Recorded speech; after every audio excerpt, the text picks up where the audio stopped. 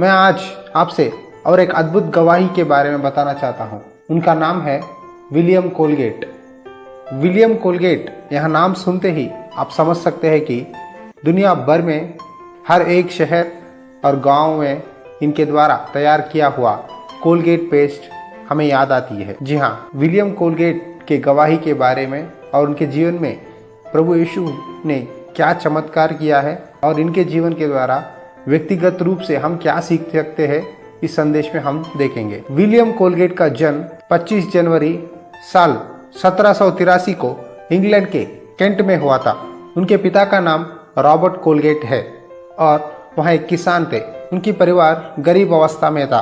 साल 1778 मार्च महीने में वे इंग्लैंड को छोड़कर अमेरिका में आकर बस गए। विलियम कोलगेट अपनी 19 साल की उम्र में अपना खुद का व्यापार शुरू करने का फैसला किया। अपने व्यापार के प्रारंभ के दिनों में विलियम ने साबुन और मोमबत्तियों बनाना शुरू किया। कुछ वर्षों में ही उसे नुकसान का सामना करना पड़ा और उनका कारखाना भी बंद हो गया। एक दिन एक जहाज के कैप्टन ने उन्हें उद्धार के संदेश के बारे में बताया और विलियम कोलगेट ने यीशु मसीह को अपना सच्चा उद्धारकर्ता की तरह स्वीकार किया और प्रार्थना करने लगा। कैप्टन ने उन्हें कुछ सलाह दी। वो ये है, पहला, सभी परिस्थितियों में परमेश्वर को पहला स्थान दो। दूसरा, अपना दिल परमेश्वर को दो। तीसरा, हर दिन परमेश्वर की इच्छा जानने के लिए प्रार्थना करो। चौथा, तुम जो भी काम करते हो वहाँ परमेश्वर को 10वां हिस्सा देना।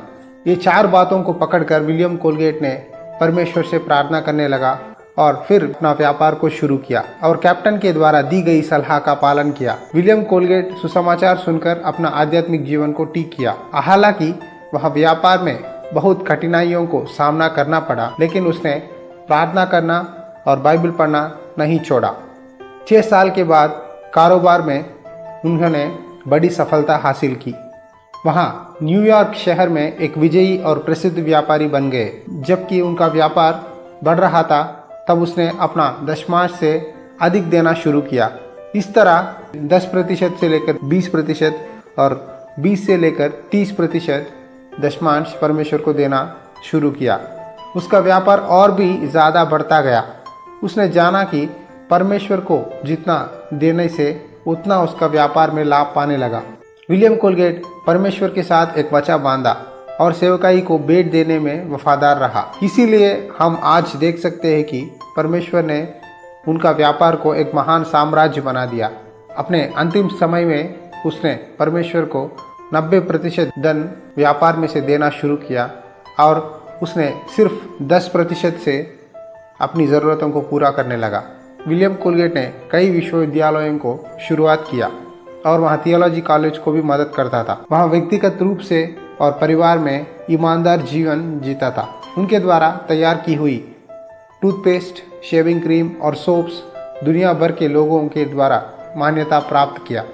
आखिरकार विलियम कोलगेट 25 मार्च 1857 को स्वर्गवास हो गए, लेकिन उनके द्वारा स्थापना की गई मेडिकल कॉलेज अभी भी चालू है और अब उसका नाम कोलगेट विश्वविद्यालय रखा गया, जो कई गरीब छात्रों को शिक्षा देने में मदद करती है। न्यूयॉर्क शहर में कोलगेट के नाम पर एक बड़ी घड़ी आपको दिखाई देती है।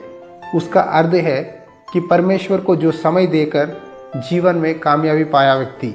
जी हाँ, यदि आप भी अपना जीवन में परमेश्वर को पहला समय और अपना कमाई में दशमांश देकर और अपने जीवन में जो भी काम करते हैं उसमें परमेश्वर की इच्छा विलियम कोलगेट की तरह जानेंगे, तो आपको भी परमेश्वर एक अद्भुत गवाही बनाएगा।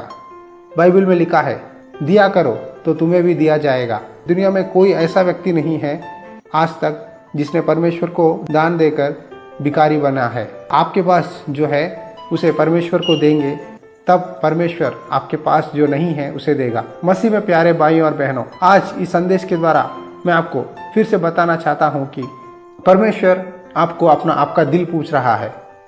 हे मेरे पुत्र, तुम्हारा दिल मुझे दो। यदि आप अपना दिल परमेश्वर को देंगे तो समय, धन और सब कुछ आप परमेश्वर को देने के लिए तैयार हो जाएंगे। यदि